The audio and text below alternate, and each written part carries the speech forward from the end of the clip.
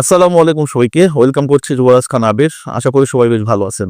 গতকালকে রাত ছিল এবং সেই রাতে ব্রাজিলিয়ানদের পারফরমেন্স আমাকে আপনাকে সবাইকে মুগ্ধ করছে এবং ব্রাজিলিয়ানদের এই পারফরমেন্স আমাদেরকে বিশ্বাস করতে বাধ্য করতেছে যে বিশ্বকাপে আমরা শুধু যাব না, ট্রফি জিততে যাব, এক্সামিশন পূরণ করতে যাব। এবং এই ভরসাটা আমাদেরকে দিচ্ছে কার্লো আনচেলত্তি। এই ভরসাটা করতে পারে যে তার শিষ্যরা দারুণ ছন্দে আছে এবং তার আমার কাছে মনে হয় যে মার্চ মাসে দল ঘোষণা করাটা খুব একটা কঠিন হবে না।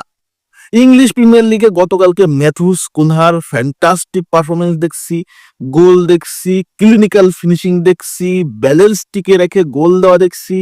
এই যে টাইট মুহূর্তে মাথা ঠান্ডা করে দলের জন্য কিভাবে ফিনিশিং করতে হয় সেটা কিন্তু দেখতে পারছি। এবং তার সাথে ক্যাসেমিরোর দুর্দান্ত মিডফিল্ড কন্ট্রোল আমরা দেখতে পারছি। এই দুজন বিশ্বকাপে যাচ্ছে এটা মোটামুটি আমরা কিন্তু নিশ্চিত থাকতে পারি এবং তাদের performance day by day upgrade হচ্ছে। এবার যদি আসি নিউক্যাসল ইউনাইটেডের ক্যাপ্টেন ব্রুনো গুইমারেজ, এই সিজনে 7টা গোল করে ফেলছে এবং এই সিজনে সে যেভাবে পারফরমেন্স করতেছে, সামনে থেকে লিড দিচ্ছে, ক্যাপ্টেন একদম পুরো ফ্যান্টাস্টিক, ক্যাপ্টেন ফুল ফ্যান্টাস্টিক। যে চমৎকার হেডে গোলটা দিছে এটা সত্যি দেখার মতো ছিল।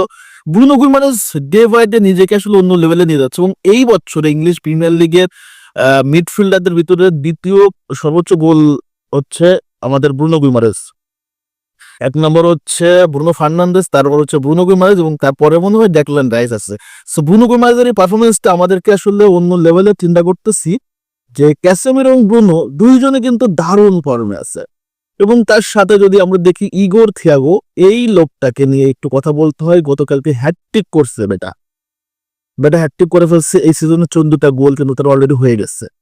জানি না আসলে অদূর ভবিষ্যতে ব্রাজিল দলে সুযোগ পাবে কিনা বা কার্লো আনচেলত্তি তাকে সুযোগ দিবে কিনা, বা এই লোকটা সুযোগ দিবার পরে বাকি যারা যারা স্ট্রাইকার আসতে সুযোগ পাচ্ছে সেই জায়গাটায় ইগোর জেসুস যদি সুযোগ পেয়ে থাকে, রিচার্লিসন যদি সুযোগ পেয়ে থাকে, তাহলে অবভিয়াসলি ইগোর থিয়াগো এই জায়গাটা আসলে 100% ডিজার্ভ করে, কোনো সন্দেহ ছাড়া। ইগোর থিয়াগো এই জায়গাটা ফ্যান্টাস্টিক ভাবে আসলে ডিজার্ভ করে। এইবার যদি লা লিগাতে আসি, গতকালকে ভিনিসিয়াস জুনিয়র ভালো খেলছে, যদিও গোল করতে পারে না, তবে রদ্রিগো করেছে জোড়া অ্যাসিস্ট। এবং এই সিজনে ম্যাক্সিমাম সময় রদ্রিগোকে দেখছি আমরা যে মাঠের বাইরে বেঞ্চে বসে থাকতে, এবং যখন লাস্ট 4টা ম্যাচে তাকে সুযোগ দিছে কোচ, এবং 4টা ম্যাচ শুধু খেলেই নাই, 2টা গোল 3টে অ্যাসিস্ট করছে এবং গতকালকেও কিন্তু জোর অ্যাসিস্ট করছে। কি ব্রিলিয়ান্ট পারফরমেন্স! এবং এই যে 2টা অ্যাসিস্ট, 2টা কিন্তু একটা ছিল ফ্রি কিক আর একটা ছিল হচ্ছে কর্নার কিক, সেখান থেকে একটা গোল করছে গাঞ্জাতে করছে আর একটা হচ্ছে রাউল অ্যাসেন্সিও। কি দুর্দান্ত পারফরমেন্স! এবং সর্বশেষ যদি বলি সেটা হচ্ছে ভিটোর রেইস। জিরোনাতে যাওয়ার পর যখন সিটিতে ছিল, তারপরে জিরোনাতে তাকে লোনে পাঠাইলো এবং লোনে পাঠানোর পর জিরোনা তাকে প্রচুর গেম টাইম দিচ্ছে এবং প্রত্যেকটা ম্যাচে তার সর্বোচ্চ পারফরমেন্স আমরা দেখতে পাচ্ছি। গতকালকে জিরোনার হয়ে প্রথম অ্যাসিস্ট করে ফেললো ভিটোর রেইস। একজন সেন্টার ব্যাক হিসেবে যে ফ্যান্টাস্টিক পারফরমেন্স করতেছে, সেটা কিন্তু এটা আমাদেরকে ইঙ্গিত দেয় যে ব্রাজিলের ডিফেন্স লাইন আপের পাইপ লাইনটা কতটা সমৃদ্ধ। সো গতকালকে রাত্রে যারা ব্রাজিলিয়ানদের এই পারফরমেন্স গুলো দেখছেন, অবশ্যই নিঃসন্দেহে ভালো লাগছে। এবং সর্বশেষ যার কথা বলে শেষ করছে সেটা হচ্ছে আন্দ্রে সান্তোস।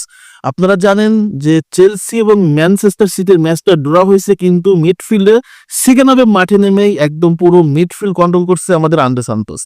সো এই যে রাতগুলোতে ব্রাজিলিয়ানরা পারফরমেন্স করে, এই জিনিসগুলো দেখতে ভালো লাগে, একটা চোখের শান্তি, মনের শান্তি। গতকালকে কার পারফরমেন্সটা সবচেয়ে বেশি ভালো লাগছে অবশ্যই কমেন্টস করে জানিয়ে দেবেন। ধন্যবাদ সবাইকে।